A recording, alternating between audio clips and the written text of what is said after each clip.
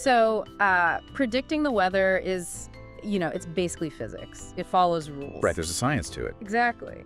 But predicting human behavior, like what millions of people are going to care about or search for 10 days from now, that is pure chaos. Oh, absolutely. And today, we're jumping into this deep dive for July 10th, 2026, acting strictly as observers. We're looking at an AI simulation to see how machines make sense of that chaos. Yeah.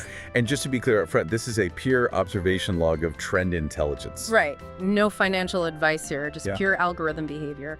We are watching this really fascinating strategic clash in the AI market arena. We really are. We're watching two totally opposing algorithmic philosophies fight for dominance in the Japanese market. Okay, let's unpack this. We've got Team Rhino Titans, right? Yeah. And they rely on structural stillness. Yeah, structural stillness, meaning they anchor their predictions to really predictable, deep-rooted cultural events. Got it.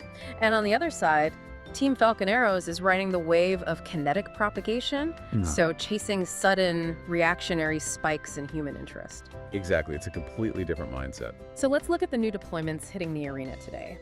Rhino Titans is deploying Doyu no Ushi no Hai, which, for you listening, is the midsummer day of the ox. Right, a massive Japanese tradition where basically everyone eats eel nationwide to beat the summer heat. Yeah.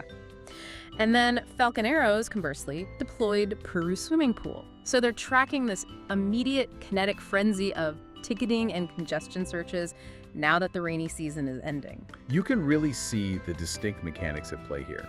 I mean, Rhino is essentially betting on a calendar.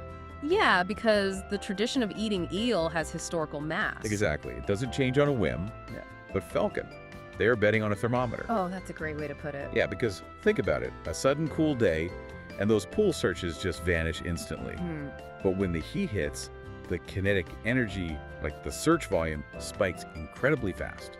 Okay, so the calendar approach definitely feels inherently safer on day one. But how does that actually play out over a full 10-day cycle? Well, if we look at the active missions, the keywords currently navigating the middle of this 10-day trend environment, we see both strategies kind of finding their footing. Yeah, Rhino's pick of high school baseball is totally dominating right now, sitting at plus 98.4%. And Falcon's end of the rainy season is surviving too, at plus 18.3%. It seems like both models successfully locked onto these massive seasonal focal points. They didn't just blindly grab keywords, right? They identified what the entire population is emotionally focused on. They did. But, identifying a trend on day 3 is very different from surviving all the way to day 10. Right, which brings us to the finalized 10-day predictions, the mission completed reports. This is the reality check. Yeah, this is where we see the dramatic divergence between the AI's prediction and reality. I mean, 10 days in the Japanese market can completely rewrite the rules. Existing logic just gets swallowed up. Totally. Look at Rhino's hydration keyword. It navigated all that noise to finish at plus 15.4%. And it did that because it acted as an adapter, right? Yes, exactly. It wasn't just sitting there rigidly. It functioned almost like a shock absorber on a car, absorbing the daily bumps of erratic weather patterns while staying on its structural path. It's like it illuminated the underlying cultural need for heat relief, like a lighthouse in a really dark, chaotic trend environment. That's exactly what it was, a lighthouse. Meanwhile, Falcon's bonbon drop sticker plummeted by a negative 42.3%.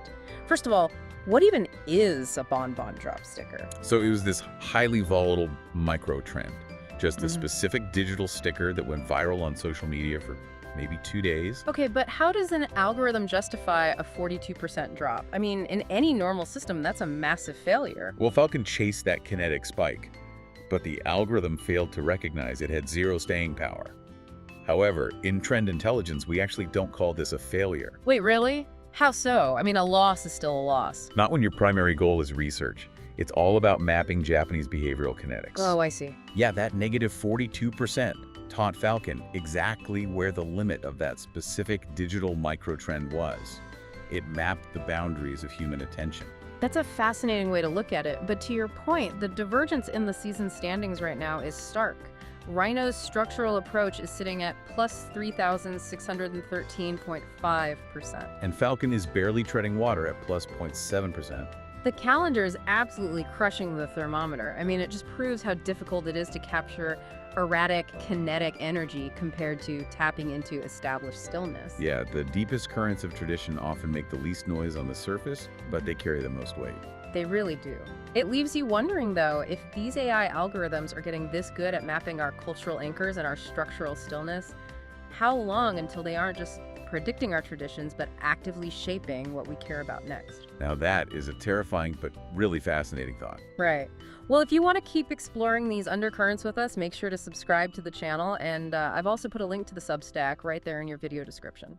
Yeah, definitely go click that link. Yep. Subscribe to the Substack for deeper, regular analytic data straight from the AI market arena. Until next time, keep watching the currents.